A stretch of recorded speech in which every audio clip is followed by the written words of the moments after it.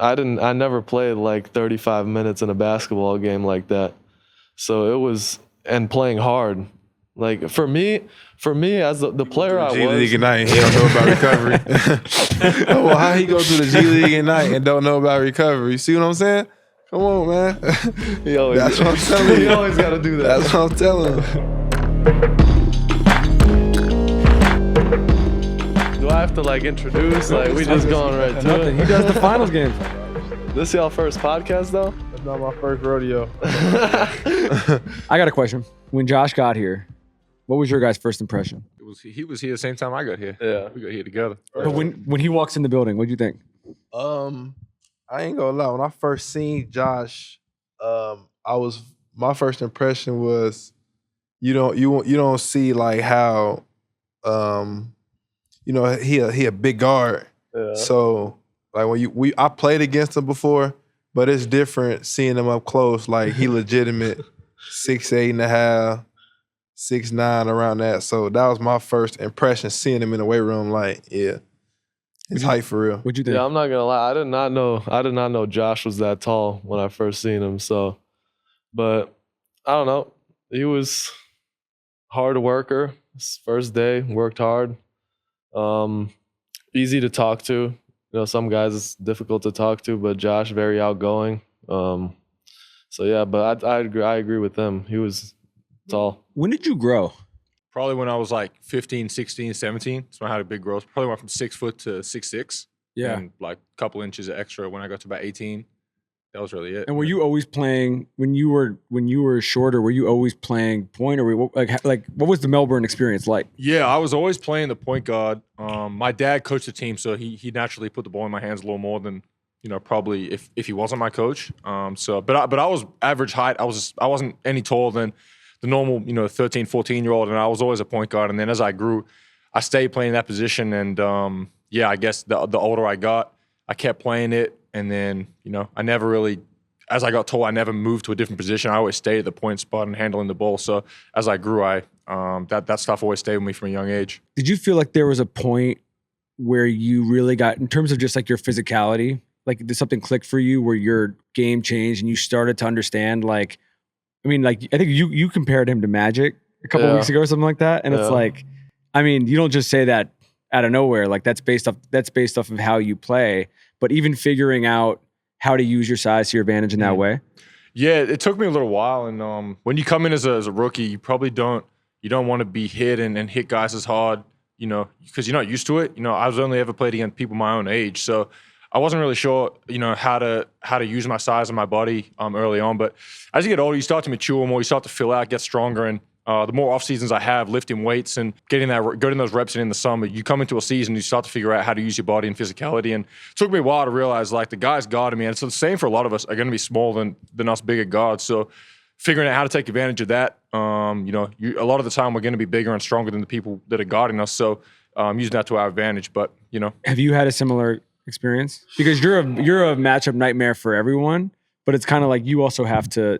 You're feeling that out on your own. Yeah, for me, my coach, like I'm always probably gonna be like a skinnier frame. I can get stronger for sure, but my coach always told me you can play strong. You don't have to be like as strong. So me playing lower at a lower level, that helped me for sure.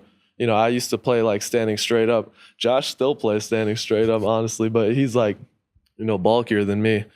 But I have to get low. I'm usually faster than all the other guys I play against, so I try to use that to my advantage.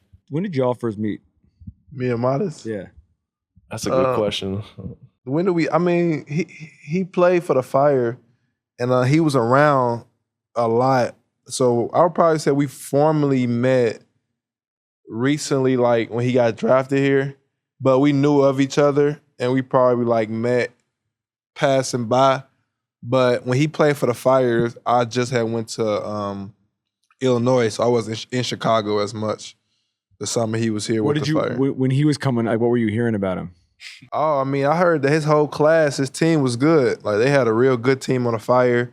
They had a couple other guys who was highly ranked on ESPN rankings for their age group. But like I said, I was in college, so I was doing my thing there. But my dad was still back, and he he coached them, and Mike Irvin, those guys I was still talking to. So I'll always update, and they tell me like, yeah, like we got some young ones coming up. Was Illinois always the plan? No, it wasn't always the plan. No. How did that come? Also, is there? I mean, it's for people who are sort of watching or listening. It's what, 3 hours? Champagne's 3 hours from Chicago. Probably like 220. So it's not like it's like in the city. So it's like you are getting a little bit of separation. But I feel like historically, with like Duke, Kentucky, it's like all like schools would just come to Chicago and just raid Chicago for the best players. And it was like Illinois would have good teams, but a lot of times they weren't even necessarily guys from here. Yeah. And so I feel like you going there was a thing for them. Yeah. It was like a coup for them. And so like, how did that even come to be?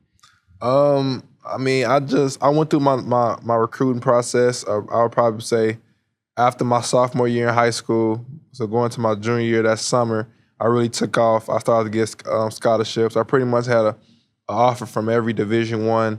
Only blue blood I had was Kansas, but they had a recruit go there in my position. North Carolina, Kobe, he committed there. Duke, they wasn't really recruiting. And Trey ended up going there. And then Kansas, like I said, they had a recruit. So when it came down to it, my final three, I believe, was Wake Forest, Illinois, USC. But I just ultimately chose to stay home. Is it for the legacy? In like real time, did you ever feel the stress of being at home? Like being, I mean, obviously you guys are living this now on an even bigger scale. Yeah. But it's a little different with some age and experience, I would say, than when you're, a freshman in college or a sophomore in college. Did you feel that at all at school?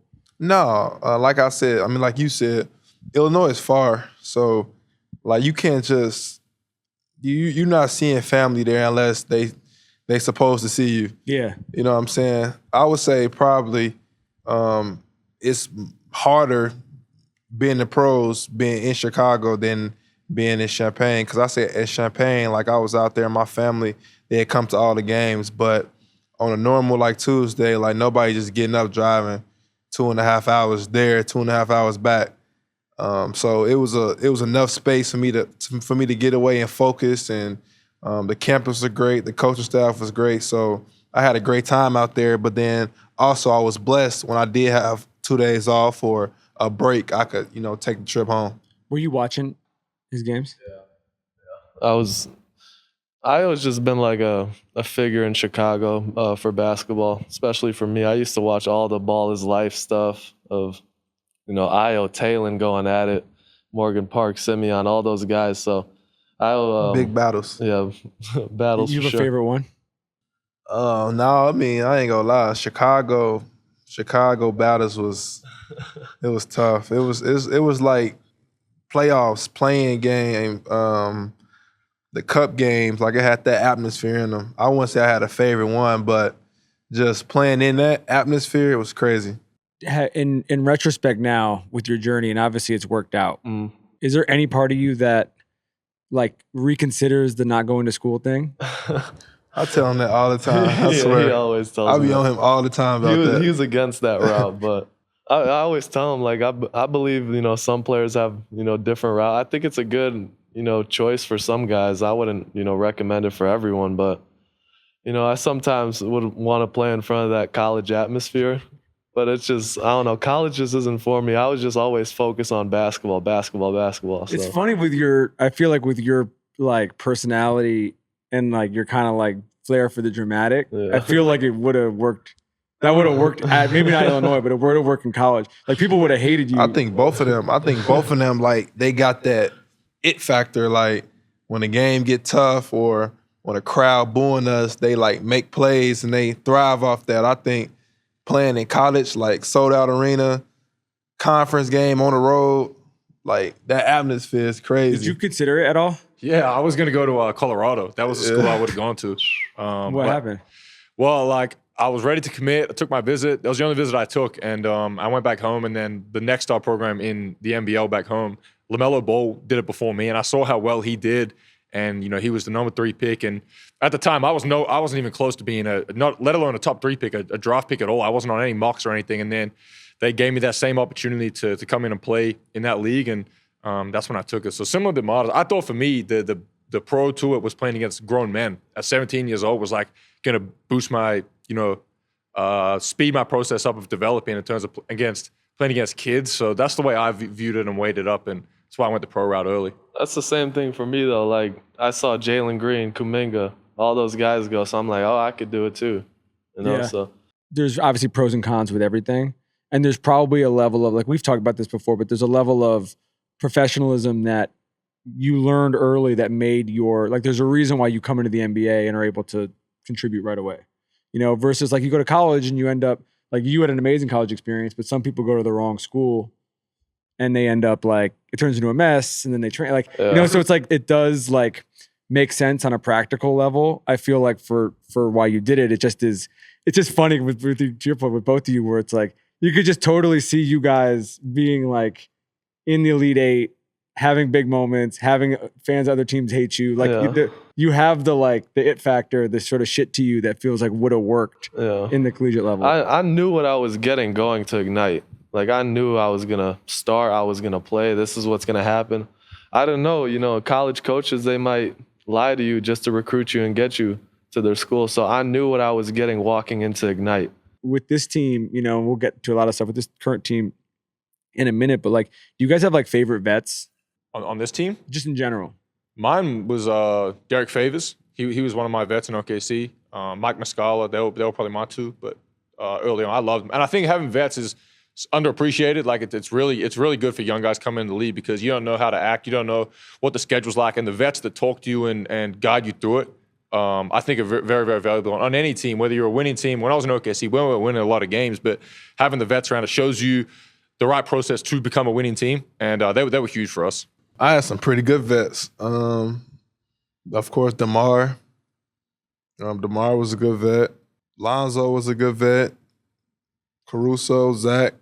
I had a good group of vets. I asked a lot of questions too as a rookie. So, and I think they all helped me a lot in different ways. Demar, I would say I could relate to him more. Like I could talk to him off the court. Zach, he's more close to my age, so him and Lonzo, so I was able to relate to them a little bit more then. But I had a pretty good group coming in. With DeMar in particular, with just his approach, like always talk about like his footwork, but there's so many different things he's done to basically like create the career that he's had. Mm-hmm. Were there specific basketball things you learned from him? Yeah, for sure. I learned a lot of stuff from DeMar that he probably don't know I learned from him just watching him. His routine, he had a great routine. Like I'm talking about, like he was in the gym the night before the games, every night. He always play slow jam music, and he always just work on his game. And like the thing about him, people like when he get in a game, sometimes people say he moving slow and still efficient. Like that's exactly what he works on in the gym. So, I'm seeing him like in the gym do the exact moves that he do in the game. Yeah. And the way his approach to the game, it was second to none.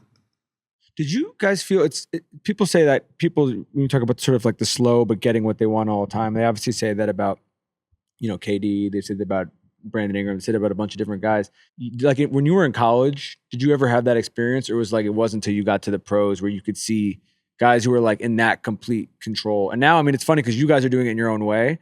It feels like it's a differentiator a little bit with the NBA is the ability to just do that at your own pace all the time, like that consistently. Yeah, you see it in college because, in college, you still got, you probably don't have the same talented players like you do in the NBA, but you still have the concept of like, he's the best player of the team, so we're going to play to his strengths and he's going to showcase his abilities. Me personally, I would say I saw it a little bit in college because you had some guys that I could think of off the top of my head. I know Michigan State, they had Cassius Winston. He was a guard who played around my time. But, I mean, I just think that they're not as talented as they are in the NBA. I think in the NBA it's much different. Like, when you got guys nowadays in the NBA, if you got a guy who, I don't know if you watched the game last night, but, like, Donovan Mitchell, halftime, I don't know, 1 for 10, 1 for 11. But when the game got hard and the game got slowed down, it was time to make plays, it's like he got to his immediate. I'm talking about he's making tough shots though. Yeah. And I think in the NBA, you see that a lot. Like, No, you're right. I think last night's a good example because a guy like that, and we kind of spoke about it at halftime, that a guy like that's not going to just go out quiet. You know, he was 1 for 10 and came out and finished the game. He had, almost 30 in the second half. 10 and for I think, 24. When It is 10 for 24. when a guy like that gets going, I think, last night's obviously an example that happened 24 hours ago, but there's players like that around the league that when it's time to take over a game, they take over, and it's hard to shut that off when they get going. They get hot. It's Especially tough. like Philadelphia game, like Maxi's going crazy in the beginning. It's as soon as they get one easy bucket, it's like you're throwing a rock into the ocean. Like it's easy. When you first got into the league, and this, I mean, I'm actually curious. Like it's become like a cliche, but it is interesting the welcome to the NBA moment because I feel like everyone has a different version of it. Sometimes it's teammates, sometimes it's opponents. And I want to get all three of yours, but I'm just curious, like the first time, even if it wasn't to you, where you saw somebody going crazy like that and you just are like, fuck, like what am I supposed to do about this? Like he's just on one. There's not really much I can do but like pray. I'm not gonna lie. To me, my welcome to the NBA moment was more like in the film room with the team. Like, Tell them that story. That midi you shot the baseline. So everything is like, we do a lot with numbers and analytics and stuff like that. So one time I remember driving baseline and I bumped like a Shea shoulder, and then I separated and I was close to the rim. He backed off because I hit him like pretty hard and I shot a mid-range, and the next day I was on the film and Billy was like, Matas, take that shit and throw it out in the trash. I'm like, damn, like that's my shot. Was it just you guys or was it everybody? No, everyone's in there. Everyone's in there. And you get your heart like drops. It's like, oh dang, I'm not gonna shoot that again. But that's the thing about Billy. Like he's gonna be straight up with you. That's what you have to respect. You have to respect that. How early in the season was it? I don't remember. Early. No, it was regular season. It was early. Yeah, it was early. It was probably like. So did you have did you go home that night and were you shook? Or were you kind of like you got it in real time? No, for me it's like, okay, like I'm not doing that again. Yeah. It kind of shook me as soon as he said that, but with me, I'm just gonna keep moving forward. I'm not really bothered by anything like that. And then we like a tight knit also. So like we all joke around. Like you ever had siblings and like you get in trouble, and like we all joke around. So he probably didn't. After he said it, like it was over with because we laughing about it. Like, all right, cool. It's on to the next. Did you have one? Did you have a moment like that? I mean, in a film, of course, in the film. How about on the court? I don't know if I say on the court. I would say the playoffs against Milwaukee because my rookie year, to start the season off, couple DNPs, playing here and there. Unfortunately, we were hit with some injuries. Lonzo ended up getting hurt. He missed some time. Caruso was in and out the lineup. I think Zach was dealing with a knee. And I was forced to play. I was playing. I played well. I had a good start, probably like good, 20, 25 games. Then, of course, you hit that rookie wall towards the end of the season. But to sum it up, we ended up going against Giannis and them in the playoffs. And just from being in college for 3 years and then playing the whole NBA season, it was nothing that I think I ever went up against in terms of that playoff atmosphere. I'm saying each and every play, like it felt like you had to work for each and every basket.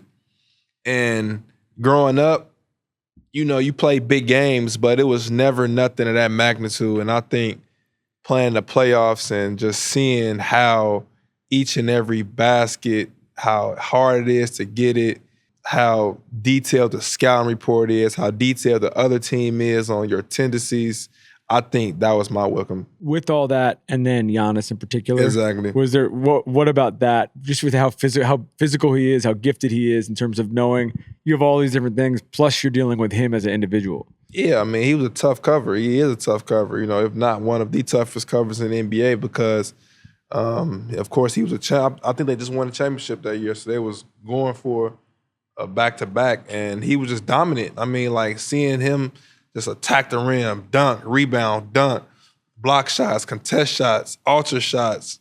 It was crazy. You know, me being a rookie and me just being in that, it was like, wow, okay, this is what this is like. Yeah. Do you have one? Yeah, I think. Well, Giannis was actually. We played him out. My first ever preseason game, we played the Bucks, and you know he played the first half because it's preseason. He did whatever he wanted. I mean, he had 30 at halftime, and I think that season we were probably the worst record in the league. We lost to Memphis by like a record breaking. We lost by 70-something points in Memphis one night, and that was probably one of my welcome. I know I didn't play in that game. We had a lot of guys out, but that was one of my welcome to the MMA was losing that game, and.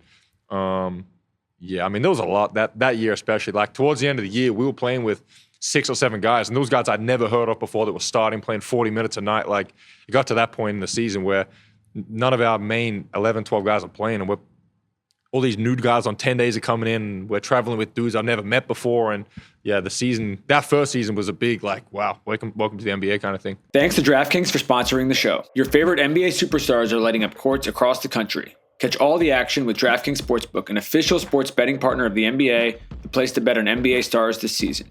New customers bet just $5 and get 3 months of NBA League Pass. Plus, score $300 if your bet wins, paid in bonus bets. As always, we talk a lot about the team futures in these segments. I was looking earlier today. We're taping this Wednesday, obviously subject to change. The San Antonio Spurs currently are plus 3,500. Just for context, the 76ers are plus 2,500. The Timberwolves are plus 1,500. The Lakers are plus 1,600. I think the Spurs currently 5th best net rating in the league. Arguably have the individual player with the highest upside of anybody in the league. Dylan Harper just got hurt. He'll be out for a few weeks to a month, but they got De'Aaron Fox back. I just want to watch that over the next couple months because I think this team is a little ahead of schedule ceiling wise, and I feel like that is an interesting value to look at in November and see where we are in January. Download the DraftKings Sportsbook app and use code YOUNGMAN. That's code YOUNGMAN. Bet $5 and get 3 months of League Pass, plus get $300 in bonus bets if your bet wins. In partnership with DraftKings, the crown is yours. I wanted to get into sort of some of the OKC stuff because I know a lot of those guys. We've done a bunch of episodes and everything like this, and it's funny where they are now, and where they're going to sort of continue to be versus what you saw at the beginning. At what point did you start to like understand kind of what was happening just like in real time? I think after that first year, the start of the second year, when we came back for training camp, I knew that the guys we could be a good team. And that second year, we went from the worst record in the league to the playing game to the number 1 seed in the West. So we evolved very quickly. And usually a rebuild, it doesn't happen that quickly. And it's rare for a team to go from where we did to where we did in such a short span of time. But I mean, Sam Presti was probably the catalyst behind the whole thing. Every preseason he'd come in, talk to the team about how and you can't skip steps to get better as a group. And credit to him and Mark Daigneault and the guys. Like we always approach practices the right way. The coaches were on us. No one took shortcuts. We all bought into the same principle of winning was the number 1 priority. And I think. Obviously getting better individually helps, but as a collective, when everyone's buying into the same thing, you as a team, you have no ceiling on it. And, I thought after our first season, my first season at least, we could be a really good team, and it happened quickly. And, we got there, and they obviously won a championship last year, so it shows how quickly they evolved. But, it's a phenomenal program, and the way it's run is world class. Did you take lessons? And it seems like you guys are building a similar thing here from a basketball standpoint, but also from a chemistry standpoint, in terms of even what we're talking about, everybody getting along and just kind of. But in terms of the culture they started to build there, where like I've said, like I've spent a decent amount of time with those guys, and I'm like they're together all. It's like that reminds me of a college team. Like everyone has their contracts, they have their own. There's life. People have families, people are getting older, but at the same point, like there is a real camaraderie with that group where it does feel like. It's, not everyone is watching the box score. Not everyone is watching their own stats. It's really about kind of the collective group. And I'm kind of curious, like the lessons you learned from that you can kind of bring to this team now, knowing that it is another young team and it's a team that is kind of growing in real time. Yeah, I agree. I think that's one of the massive things about why they're so good is because of how close they are off the court. And I think one of the blessings is there's nothing to do in Oklahoma. So the guys, like we had to hang out with each other, and that's what we did a lot. And, I think obviously they're close, and we spent a lot of time together, whether it was locker room or planes or hotels, whatever it is. But I think, and even here, I'm starting to see it now more so than ever. We do dinners all the time. We hang out together. We do things on the plane, hotel, wherever we are on the road. Like, guys actually enjoy each other's company. And I think when you love the people you get to go to work with every day, that makes a massive difference in how you play on the court. So we all enjoy each other's success. When guys are going off, like everyone's off the bench clapping, that stuff is so contagious. And I started seeing that early on in Oklahoma. And I think now, especially with the group we have, we're starting to see it a lot more. Like, it can be anyone's night, but everyone is so happy for everybody, which is a huge thing to having success as a team. With Shea and Dub in particular, just the peaks I feel like that they've now reached to from when you first started playing with them. What do you think it is about those guys? I mean, the whole group has had a really impressive sort of trajectory, Yeah. but with those two in particular, that's kind of allowed them to reach that point. Well, I think Shea's probably he's more a quiet superstar. He doesn't say a lot, but he's a very, very hard. And every time I went back to the gym, he was always in there. He works harder than a lot of guys I know in the league. And for somebody to be at his level to continue to do what he does, it kind of shows you that it doesn't happen by accident. It doesn't happen by just rocking up to games and trying to play well there. There's a lot of things that go on behind the scenes, and Dub's the same thing. Both of them extremely hard workers. And a lot of it's, they're both obviously very, very naturally talented. They're both in positions to be very successful with the team that they're in. But, I think the work is always undefeated, and it always comes to light at the end of the day. And, I think Dub, especially, he started off slow. He came off the bench his rookie year, and he evolved very, very quickly. So, I'm curious, you're very different players, but I've talked with Dub about this a bunch. I mean, one of his superpowers, I feel like, is his ability. Like last year, he was playing center for the first 2 months of the year. And he basically has to do everything because he was undersized and he grew, but he sort of had to learn how to do everything. And so I think when you're looking at if you're building your own, right? If you guys are building your own roster now, is there some sort of thought process of it's not that you don't want, the greatest shooter in the world, or you don't want the greatest big in the world, but you want the jack of all trades, because you can basically throw them in as a Swiss Army knife, no matter what the situation is? Yeah, I think so. I think having somebody that you can slot in anywhere and they don't disrupt the flow of a team either side of the ball is such a unique thing to have. And being able to guard, obviously, 1 through 5 is very, very rare. Not a lot of guys can do it the way he can. But offensively as well, having a kind of a second option that he is to Shea that doesn't disrupt what they do offensively is such a blessing for that team. But I mean, having versatility on any team, and I think we've got it with our group. We've got lineups where we can throw out so many different types of lineups that it's such a good thing. When we want to play fast, we go small. If we want to play big, we've got that option. So we've got so many different things we can do, and it's a very, very good luxury to have. What do you think about the culture stuff? I mean, being here, you can't really, excuse my language, bullshit. You're playing for the Chicago Bulls.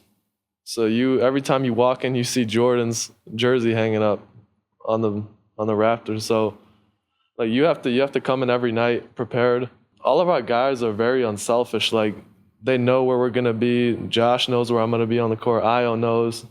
I know where he's gonna be at. We just all gel really well together, and we're all hungry. We all want to win. Has it gotten any less weird that you guys are not just playing for the Bulls, but major contributors for the Bulls when you think about just where you come from? I wouldn't say weird. I would say it's a blessing.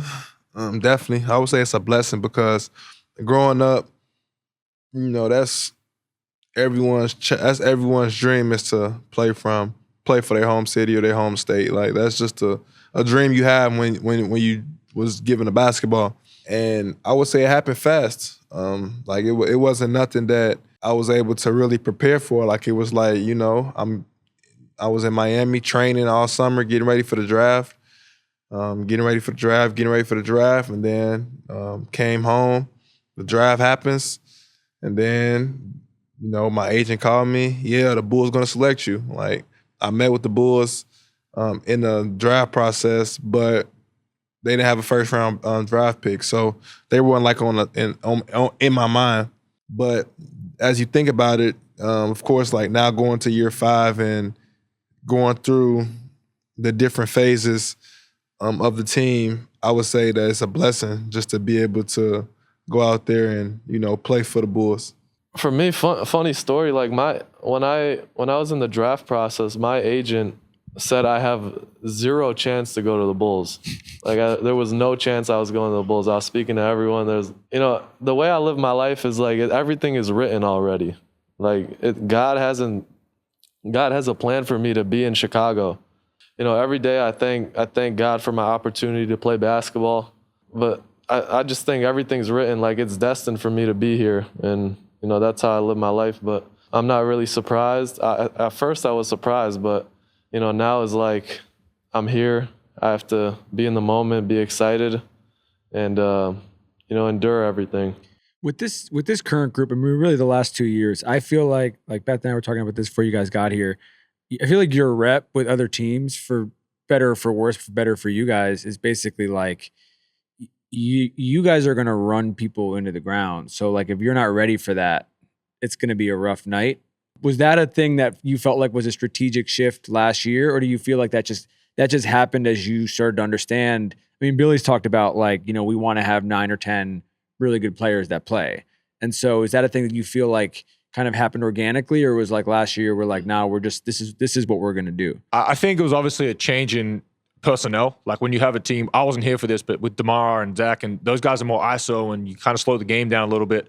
But now, when those guys left, the personnel of the team changes, and we turn to a more fast-paced, get up and down the floor kind of group. And you look at the way we've played, and I think last year we were either the highest-paced team or second highest-paced team, and we're tough to play against. I think teams come in kind of dreading playing against us because of how much we get up and down. And it's tiring to God. You see teams in the third, fourth quarters with their hands on their knees. They're gassed, and part of our strength as a group is how deep we can go into our bench. And when our first unit comes out, our second unit comes on, the pace doesn't drop at all. It's the same thing. And when we maintain that for 48 minutes, it's very, very tough to play against. So, I think a lot of that was personnel based, but we made a clear emphasis of it, especially in the summer. We play pickup games with 14-second shot clocks, which is a massive point of emphasis to get up and down the floor, both offensively and defensively. So, when you really hit it in the summer and you prepare for it and you practice for it, when you get to the season, it's for us, it's we're used to it, and other teams are not used to doing it that way. So when we play older teams, we play, I don't know, the Knicks, who are not really they're not an older team, but they're not a fast-paced team. It's like they're caught off guard by it, because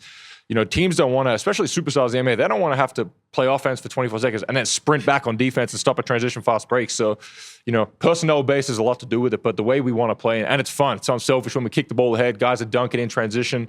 Guys enjoy it. There was a couple times last year where I was talking to people on different teams who were about to come here. Usually it was like in the winter, so it was like January, February, and everybody was like, fuck, I gotta go to 6 degrees Chicago. Usually like they're coming from like Indy, it's after like a back-to-back, and they just know like, oh, I gotta go to sleep at 11 o'clock tonight. Like I can't because I'm just like, I know what they're like, I don't know how they're gonna shoot.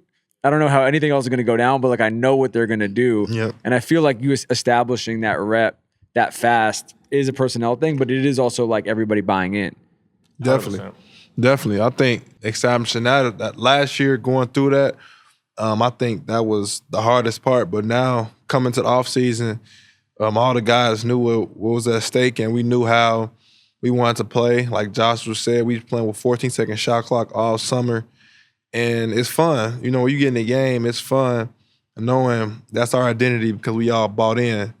And I think the next step for us, which makes it even more fun, is understanding that, all right, we play fast, we play hard. Now, each and every game, it just comes down to execution. And execution, that's something that can always be taught. You could watch film and that, maybe we could have kicked it here in the corner, or we could have rotated, boxed out here. And I think that's how, to be consistent, that's my biggest thing for us as a team. I always tell the guys is we have to be consistent. And the more we can be consistent on our trademarks, like what we doing, then the sky's the limit for us. The second unit which you run has been great all year. In terms of like, if you're talking to guys who are going to be entering into that with you, in terms of your sort of like how they fit into what you've already built, do you have like specific things about just like do this that you feel like you like to pass on to them to kind of fit in that second unit? Like guys on the team? Yeah. I just say just watch the game and just see what does the game need. Each night is something different. Some nights the starters they could be up 20-9. all right, now cool. So now when the second group come in, what's most likely going to happen? They're going to be trying to play harder to come back.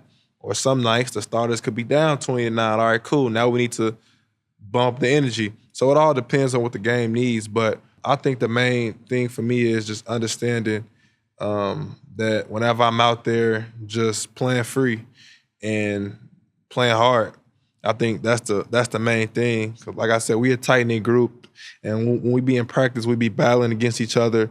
The scrimmages be close, and we always fighting against each other. So like when we get in the game, I just look at it as like extended starters. Yeah, I mean, I agree. I think to his point, I think, there's been times this year where the starting group hasn't got off to good starts in that second unit. And as I said earlier, our depth is a big luxury of ours, where that unit comes in and makes such a big impact for us. And obviously Dos leads that group. And I think the pace has a lot to do with it. When we're getting out the net quick and we get up the floor, as I said, I mean, if I was the other team coming in having to play against us, I would hate it because especially starters that play the first 10, 11 minutes of the game, you've got the first unit that's running you to the ground. Then the second unit comes in, there's no drop-off kind of thing. So for us, we typically go 10, 11 deep every night. And, having the luxury of two really solid units is a massive thing in today's NBA. I was going to ask your perspective. I thought it was super interesting the way you described about taking the game, like playing the game for what it needs rather than just how you may have thought it was going to go walking into it. You're the only one of, the four of us who's played on multiple teams. And so your perspective about just like the traits, and we talked about a little bit of this already with the OKC stuff, but the traits that all winning teams have, if there's like consistent team traits that basically you feel like every team, no matter the circumstances, would have. And I feel like unselfishness has to be at the top of the list, but I feel like if there's other ones that you can kind of think of. I feel like buy-in is the biggest. If you have 14 guys all on the same page, winning is the number one priority, but you've got one guy that's not, it's hard to make a winning team. And I think both teams I've been a part of OKC, we were all bought in. Here, we're all bought into the same thing. And I think when you see teammates genuinely enjoy, and it can be, like a star player can have an off night and his teammates, one of his other teammates is going off and he's kind of sitting on the bench pouting. That can kind of be contagious. But, here it's like if someone's having an off night and the rest of the guys going off, like everyone's off the bench, like clapping, cheering. And that is such a contagious and infectious thing for a team to have. And we're very fortunate that we've got that, and when you got 15 guys buying into winning, and winning is a top priority, and nothing else comes before that, it makes for a really fun environment to be a part of. So, I think the buy-in is definitely the big one, and getting that from the whole group is so important, and we definitely have that. You guys have a funniest teammate? Javon Carter. Yeah. Probably JC. But everyone agrees? Yeah. What about him? Just funny. You got to be around him. Just naturally funny. Some guys that don't try to be funny are the funniest, though. And the way he talks, and he's just naturally funny. So who's your outside? I mean, you can't talk about the three of you because you're here. Like, who are the other glue guys? Like, who are the people who are the locker room guys that you look at if you're like, this is what's holding the whole thing together? Kobe, of course. Yeah. Trey. Yeah. Trey does a good job. Ayo. I mean, I think we got a lot of guys. Like I said, I won't lie to you. I think our team is legitimate. Like, we got a lot of guys. Like, we very, very close in terms of like when it's time for business. Like, of course, like Josh said, everybody got their own family. Everybody spend time alone, et cetera, et cetera. But whenever it's a work environment or anything that has to do with work environment, we close. So we can always hold each other accountable. You know what I'm saying? Like, I remember one game, a home game, I don't remember what game it was, but Matas thought, I thought I was cool, but Matas thought I didn't have enough energy, whatever, so he came to the bench yelling at me saying, such and such, you gotta have some energy, come on, say something, you not talking, that's cool. I shook his hand, I said, you right, I gotta be better. And then last night, same thing, down the stretch, like I told Matas, like, wake up. And he shook my hand and moved on from it. So I think having that relationships to, like you said, to be able to hold things on in the locker room, it comes from being able to have those tough conversations. And I think we can have those tough conversations. Yeah, Ayo's one of those guys that, Javon is even one of those guys that are just going to be real with you. Like, it doesn't matter what situation you're in, he's going to tell you the truth. That's why also Billy he's a realist. He's gonna tell you what you need, what we need here, what we need here. Like, it's truly a blessing to have that, like, in the locker room, because you might say, oh, you good, you're doing a good job. Like, but you're really not, and you got to actually hear it. It's different when you hear it from somebody. Do you have a thing now, looking back at draft night, do you have a thing that you know now that you wish you knew then, just about the league, not even about the team, but like the league overall? For me, it's the recovery standpoint. Like, I never played like 35 minutes in a basketball game like that. So it was, and playing hard. Like for me as the player I was. G League at night, he don't know about recovery. Well, how he go to the G League at night and don't know about recovery? You see what I'm saying? Come on, man. That's what I'm telling you. He always got to do that. That's what I'm telling him.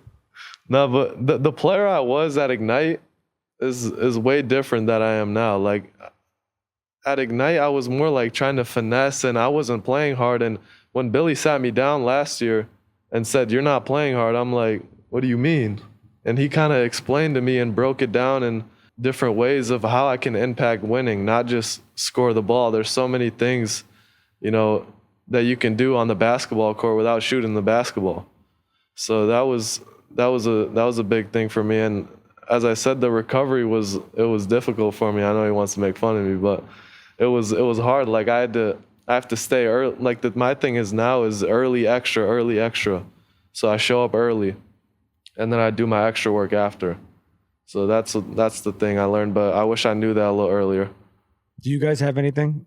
I think for me, like when I first came to the league, I think staying motivated for 82 games is not easy. Like the middle of the year, when you get to like January, you're playing in Memphis on a Wednesday night. Like it is hard to get motivated for a game like that, but you have to find ways because those are the days, you win them days, they go a long way in the season. Like start of the season, everyone's excited, first 10 games, end of the season, we're trying to make the playoffs to play whatever it is. Middle of the year is tough. Like it's tough to get motivated, and you got to find ways to get yourself up for it, get other guys up for it. Like you got to want to win those games and days. But I found that I struggled with that early. Now I'm finding that it's easier to get through, but early days, especially as a rookie, because you come into the 82 game season, you haven't played anything close to 82 games before. You played 30 game, 40 game, maybe a 40 game season before. But yeah, the middle of the year I think is the toughest part for everybody. But you can win them middle days, January, February, December, whatever.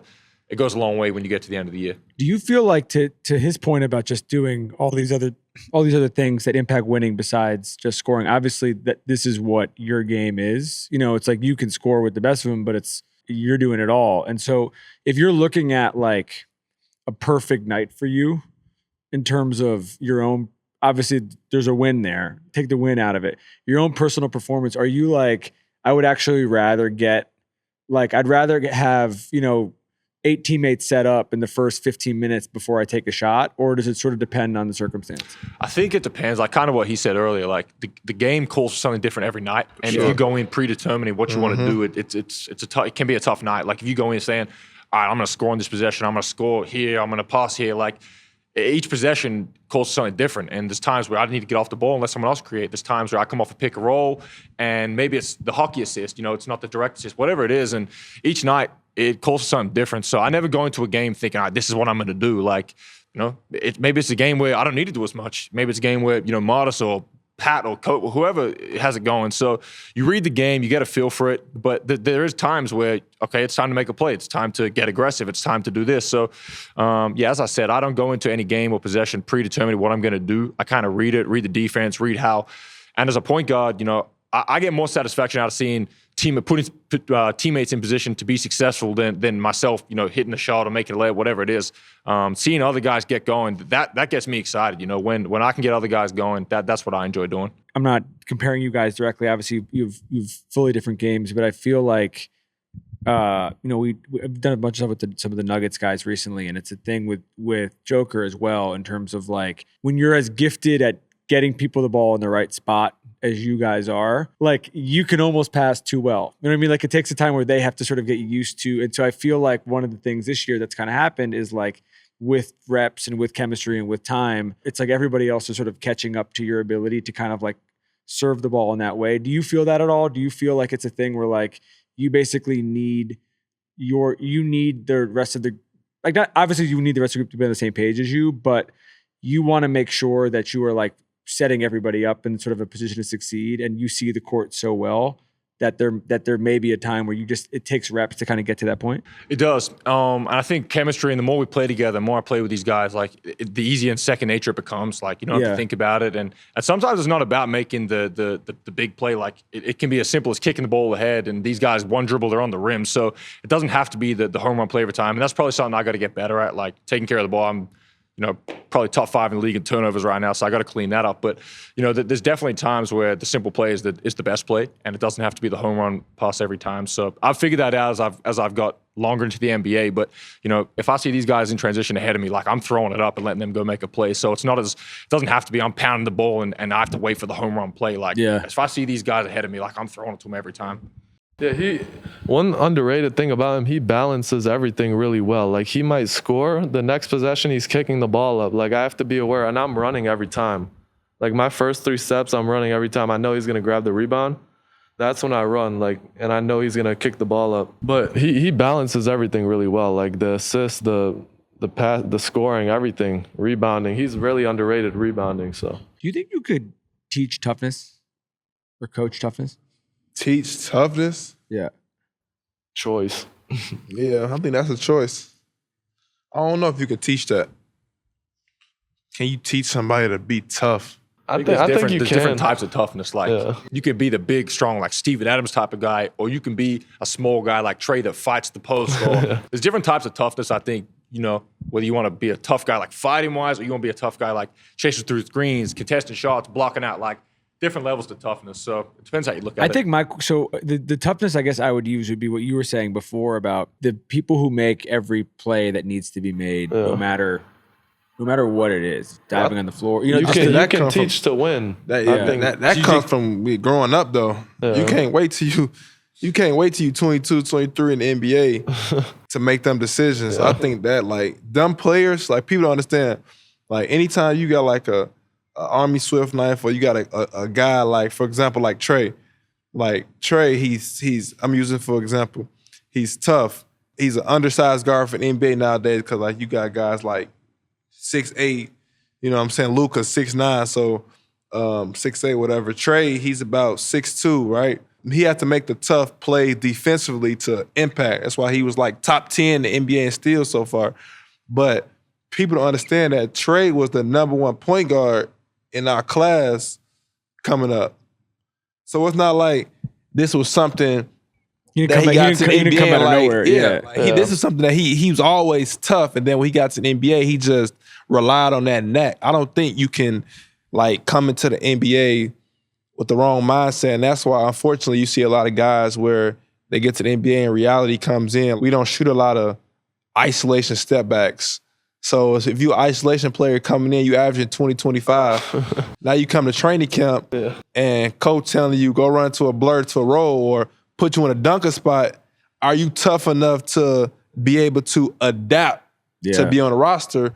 Or some guys, they say, my spots are my spots. Like I'm not changing how I look. And then unfortunately they end up playing in the G League, or they not getting the minutes they want, or they out of the league. So I think that toughness, it comes from like a foundation growing up. I think a big part of that is like everybody before they get to the NBA is the man. Like on their team, their high school, like they can average 30, 35 at college, whatever it is.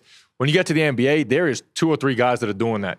There's probably a 90% chance you're not going to be the same guy in high school that you are in the NBA. So it's about finding a role, and the guys that find their role and excel at that, they're the guys that have long careers. And as I said, there's 2 or 3 guys a team that have that green light to shoot step back threes and shoot isolation buckets. And you might be that guy in high school, college, but if you come to the NBA and you come to a team like, I don't know, say you go to the Clippers, whatever, you got James Harden, Kawhi Bryant, you come in as a rookie, start shooting step back threes. You will not be playing. You're not going to get on the court. Play. So you got to find a role and find what the coach needs, what that team needs, and excel at it. Yeah. And that's how you're going to play as a young guy coming into the league. I think coming in, trying to be the same player you are. And maybe there's situations where you do that. Wembanyama is probably a unique example, or someone like freakish. That. But 95% of the time you're coming in, you got to find a role, and you're not going to be the same player that you were in high school, coming in, shooting whatever you want, because there are vets and there's all-stars on your team already that they will do that for you. It is funny. It's like, to your point, it's like, can you teach toughness? Also, can you teach self-awareness? Can you teach the ability to, and I'm really curious your perspective on this. Take yourself personally out of it, because like you are, as long as I've known you, which has been, since before you even got to Ignite, you've been a very self-aware kind of like introspective person. But do you feel like, and this isn't like any of your teammates or anything like that there, but like, do you feel like it's gotten harder to have that because of the like, everyone, you're 16 years old and you're getting gassed up and NIL and you're getting this and you're getting this, and then all of a sudden it's like you're driving a Maserati and then you get to the NBA and then reality they're like, hits. You're in your film room and it's like you're not taking that shot anymore, and you got to be able to deal with that. I think it comes with the circle you have around you. Like, For sure. my mom was not playing around like when I was younger, so she saw like the deals that the colleges were offering. Like, if anything, like for me, I picked a different route. It wasn't even because of the money. Like, I probably would have got more money going to college. My mom always was very aware of what was happening around me, and she wouldn't let anybody, try to take advantage of me. I would never skip practices ever. She would drive me everywhere. She quit her job to drive me to practice. She kept the circle really tight. I think it's a twofold. I think it comes down to understanding that you have to be able to adjust. You have to be able to adapt. I think all of us, did that coming into our respective teams as a rookie coming into the NBA. And also, I think it comes down to still having belief in yourself. I think that's very important, because some organizations, I won't say some organizations, I would say the NBA as a whole, they can. I'm a basketball savant, so like I watch YouTube, I watch stories, I talk to other NBA guys, and I think it's safe to say that some organizations can put some players in a box. Yeah. And I wouldn't necessarily say it's on purpose. It can be like, for example, you could be drafted by the Morgan Park Mustangs, and you can shoot. We know you can shoot, but say your first year you didn't shoot as well, and you get to the Morgan Park Mustangs, and we tell you, hey, we don't want you shooting. Like, if you don't have confidence and belief in yourself that you can shoot, that you have to put in, like Matas said, you have to get there early and leave late, then that can mess up your mind, and you can go from being a 35% shooter in college to now you afraid to shoot in the NBA. So. Yeah. I think it comes down to understanding that you have to adapt. That's you have to adapt coming into the NBA, but then also knowing who are you? Like, who are you as a player? Because you know yourself the most. So how can you adapt while still having 100% belief in yourself? I got something to say on that. So for me, like when I wasn't playing in the beginning, it was really tough. Like for me, like getting in the game, I was like, okay, what do I do? And I played like 4 minutes, 5 minutes, 6 minutes. And I was talking to Zach one day. I'm like, Zach, like, I know I could do all these things out there, like, but I can't show it. He's like, do everything you can to impact the winning. Like, Billy loves that. And then you could still show what you can do. Like, you're going to come out anyway out of the game. So show what you can do, prove to the coaching staff you can do it, but also impact winning at the same time. That's what I wanted to say, to chime in off what he said, though. I think, like, to your point, in America especially, like, I didn't have this when I was growing up, like the mixtapes, and you got cameras at all these AAU games, and these guys are all on highlight reels and things like that, and it's like, this is early, this is young, like kids at 15, 16 getting put on Bowler's Life and overtime and all these things, and they can pump you up, and you could think you a lot better than you are, and then when you start playing against real competition, reality will set in for you, and then when you get to the pros, like, it's not the same as when you were a kid. Like, there's guys that are in the league that are established, that are going to the Hall of Fame, that are all-star superstars. Like, and then it gets to, as we spoke about before, finding your role. And there's a very, very good chance that you're not going to be the same guy that you were on your AAU team, and you were shooting whatever shots you wanted. The coach would never tell you nothing. Your teammates would never tell you nothing. Like, it doesn't work like that in the NBA. So, to both their points, like, it's about finding a role. And early days, I think, impact winning, like that's the best piece of advice I'd give to a rookie coming in. Like, find ways to really impact winning, and that doesn't mean. I think a lot of kids get it mixed up with they think they have to score. They think they have to come in. That's not what you're going to do as a rookie, unless there's probably 3 or 4 kids that will come in and to a team that's not winning. They'll get handed. There you go, reins. not winning. Yeah, they're not winning. That's a team that's not winning. So that's why the teams at the top of the lottery, they kind of hand these kids the keys to the car and let them do what they want. And it can be in certain instances it can be good because the kid gets to learn, he gets to play a lot. But there's other instances where you put a kid on a championship contending team and they might play 5-10 minutes a game, but they're valuable, impactful minutes where they're not out. They might shoot the ball one time, they might touch the ball for 10 seconds total, but they're rebounding, they're screening, they're defending, they're doing other things and they learn how to win games. So I think that's the most impactful thing. Yeah, exactly. And the longer you get into your career, you figure out ways to impact winning. That's how you have a long career without needing to score the ball, 20 times a night. You don't want to build bad habits. And, that's the worst thing. You get drafted to a lottery team and say you don't have good vets, because some may have good vets, but if you don't have good vets and you playing bad basketball, the next year the same team is in lottery and they drafted the next kid and the next kid. So I think one of the main things is being mentally tough. Like, you have to be mentally tough coming into the NBA. And even still, us being in the league, each and every week is a new challenge. Like, it's a new challenge that presents itself, and you have to be mentally tough. You have to be able to take on coaching. You might not play how many minutes you want to play. You might not make as many shots as you want to make, but you got to understand that no matter what, it's another game coming up. And another thing, NBA, I always tell what NBA is it? What's the NBA? Yeah, what is it? What have you done for me lately? What have you done for me lately? Nobody cares about the first game of the season, how we started. No one cares about that. We started off 5-0. We just lost 2 in a row. No one cares that we was 5-0. It's all about what have you done for me lately. We got San Antonio tomorrow. That's what's next on the slate. After we play them, that's gonna be over with. We'll go on to Detroit. Yep. So I think that's something that really would be good for the rookies to. Are there take your teammates out of it?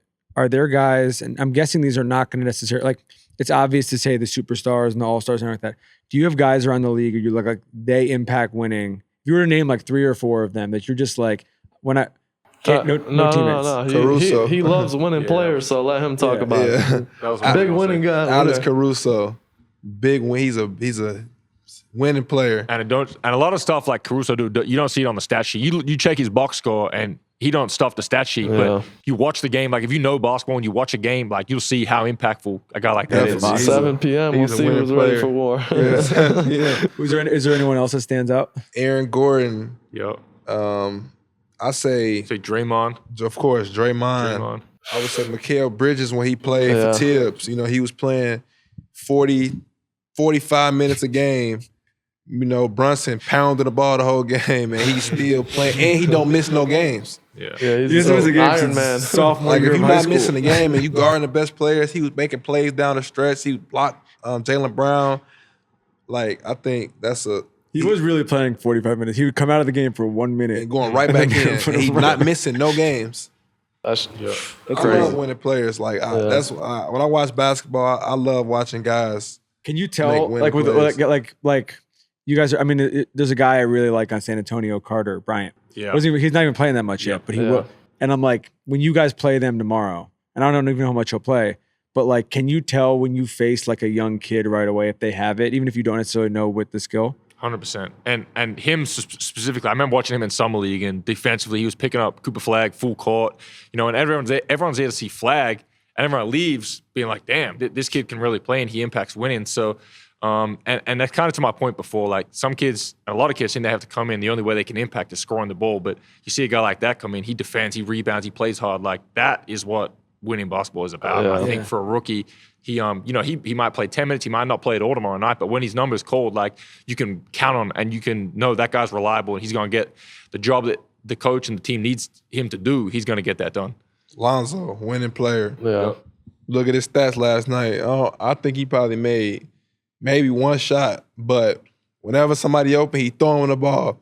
If you need a flat screen, he's setting a flat screen. Like, Trey Jones, winning player. Definition of winning player. Like, and when the best thing is when you play with winning players. Like, I play with Caruso, I play with Lonzo. So, like, when you out there on the court with them, like, they do so much stuff that you wouldn't be able to see on film. Like, you could get beat. Josh get beat, and he can know that. Boom. Trey go be low. He gonna be low, his low man. Or Matas missed the box out on Giannis, and I come down and I crack down Giannis. Like, them the best plays to me, because I always look at, like, in the game, once a rebound, one shot go up, I'm looking for my man because I know next day I don't want to be on film.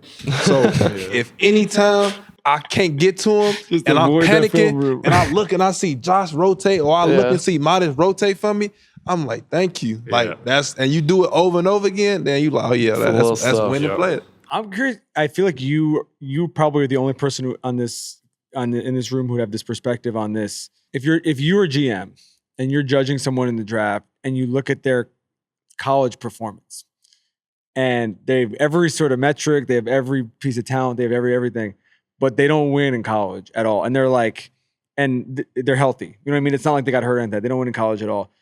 Is that a thing where you would like, not to be like, oh, I'm not going to draft this person at all? Would you clock that? Or are you sometimes just like, it's a team sport, you know, it's not tennis? This is a perfect question for him, bro. Is it a Power 5 school? Yeah. So it's a Power 5 school and they got all the stats, but they not winning. It's a Power 5 school. It is somebody who has all the talent in the world. Okay. They have there's no like, you know, red flags. There's no anything where you're like, okay, this is like some off the court thing. It's a real issue. It's more just like, for whatever reason. And honestly, like, I feel like in this hypothetical, you got to give them probably 2 years. Because if you do it off 1 year, it's like, you know, you can get upset. Like, things can happen. You never. But like, is there a world where you're just like, if you're not able to win in college, that means this is coming from someone who's won basically everywhere that he's been. That means something. To answer your question, I'll try to answer the best way I can answer is I would say, so winning in college is two different things. Like, if they're making a tournament and, you know, they make it to the round of 32 or Sweet 16, even the first round they lose, then I'm not going to knock them for it because at the end of the day, college is one game, elimination. You show up on Saturday, you're not in your best game, we all know you get upset. But it's a difference if they're a Power 5 school, they're at the bottom of the conference, they don't qualify for the tournament, they don't win no game in the conference tournament. Now that's a red flag, it's alarming because now, okay, you have the skill, you have the talent, but you're not showcasing any of that to your university. So now, why do I expect you, if you're an elite player, you're going to be drafted at the top of the draft boards, why do I expect you to come in and lead grown men if you didn't showcase any of that leadership against your own peers? That's a perfect point. And I think I didn't watch college a lot growing up or anything like that, but I think it's different, like, you know, in terms of system and things like that. Like, whether you put all the blame on, or not the blame, but the pressure on one guy to lead the team. And you can kind of get a sense, like Cooper Flag, for example, he took his team a long way, but he had good players around him. You know, he had a good team around him. So that you can argue is winning habits. But like, if you put him on a team that's not as good as Duke, does he go that far? Like, he very well might. But it's like, you judge it with a grain of salt, in my opinion, because you base it on personnel around the guy. And you can also, like, if GMs or scouts, they're good at their job, so they can identify a player that has winning talents, and he can have a bad game, but can he still impact winning? Can he missing shots, but can he still impact winning? Is the team still winning if he's not playing well? Like, you can look at it multiple different ways, and I think similar to the NBA, like, I think the best players are superstars that they can't buy a bucket that night, but their team is still winning. Like, they're still impacting the game in other ways. So, you know, I think college kids especially, like, that's because they're trying to impress scouts to go to the NBA, and when their shot's not falling or things aren't going well for them, they can get in their head and they can start pouting and things like that. But if they're doing other things to impact winning, I think that goes a long way, and people will see that and pick up on it. I got another winning. Derek White. Winning player. Yeah. That's another one. They put him on Team USA just for that. Yeah. Drew Holiday, winning player. Literally just like, we need someone who's going to be here, and it does, like, no matter what we need to do, he's probably not going to play that much. No matter what we need to do, he's going to do it. And Drew Holiday, he's winning, and look at him in New Orleans. Yeah. Like, he's a bucket. Yeah. Like, he really was like, he's really a bucket, but he got to a point in his career, like in Milwaukee, playing with Giannis. Okay, cool. If I'm not scoring, like, what else can I do to impact the game? Okay, let me get a steal. It's funny. Have you watched? You guys haven't played Portland yet, right? No. So Drew's been balling. He's been playing great there, and it's like night and day from when he was in Boston, because he's just to do something different. Yeah, it's a different role. So he's just different role. So he's just like, I have to. You need me to facilitate now. Yeah. So like, I'm good. I'm back to facilitating. But that kind of speaks to how much of a winning player is. He's willing to take a back. They won a championship with him doing that. He's willing to take a back seat, let Tatum, Brown be the guys. He sits in the dunker. He was in the dunker. You know, he was in the dunker the whole season. Teams cross-matching with, they put in their 4-man on Porzingis, put in their 5s on Drew. He's working the dunker. Like, that's an all-star. That's a guy that could easily be a number 1-2 option. Like, easily. And he take a back seat and he wins a championship doing it. Now he's in Portland. You're seeing how effective and efficient he can be as the number 1 guy, number 2 guy there. So, you know, that to me is the ultimate winning player that can be the 1 option, the 5 option, and play his role to perfection, win a championship. Obviously, this is, we're going to check back in later in the year as you guys keep winning. If there's one particular thing you're looking forward to over the next couple of months, basketball-wise, you want to just keep going? Do you have something that stands out? I just want to make the playoffs. I just want to make the playoffs with the guys and just I want to embrace the process. So I always say that, the playoffs, that's the end goal. But I don't want to miss the now worrying about the end goal. I want to embrace each and every day, the wins, the losses, the heartbreaking defeats, the historical comebacks. I want to embrace all of that.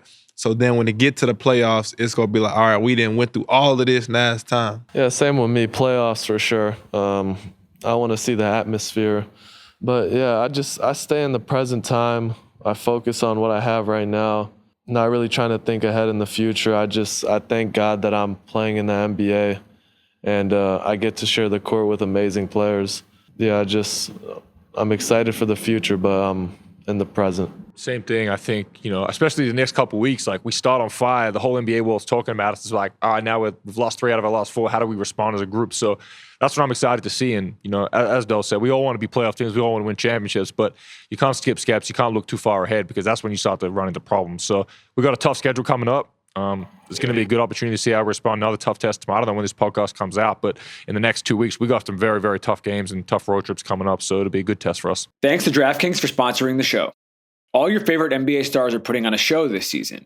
Steph's been hitting those threes, Donovan Mitchell's got those explosive takeover games, and Cade Cunningham's showing us what the next generation is all about. Here's where DraftKings Sportsbook comes in clutch as the official NBA betting partner. They keep the action going when other books call it quits. Bet quarters, player props, scoring runs, and more, all while the action unfolds. New customers bet just $5 and get 3 months of NBA League Pass. Plus, score $300 if your bet wins, paid in bonus bets. This was a Bulls-themed episode. Really fun team, great start. 3 of the sort of most promising young players in the league on the show today. I was looking at DraftKings, obviously subject to change, but we're taping this Wednesday morning. I was looking at the futures for the Central Division, and right now it's the Cavs minus 300, Pistons plus 450, Bucks plus 750, and the Bulls plus 4,000. The Pistons are interesting there as well, considering there's an argument that's the most well-rounded team in the East.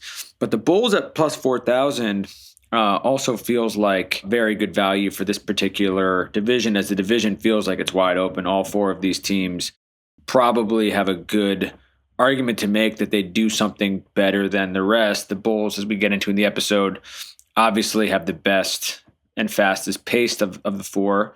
And, with this young group, their upside feels a little untapped. So I feel like that was an interesting number looking at the DraftKings team futures. Download the DraftKings Sportsbook app and use code YOUNGMAN. That's code YOUNGMAN. Bet $5 and get 3 months of League Pass. Plus, get $300 in bonus bets if your bet wins. In partnership with DraftKings, the crown is yours. Thanks, fellas. I appreciate you guys. y'all. Love.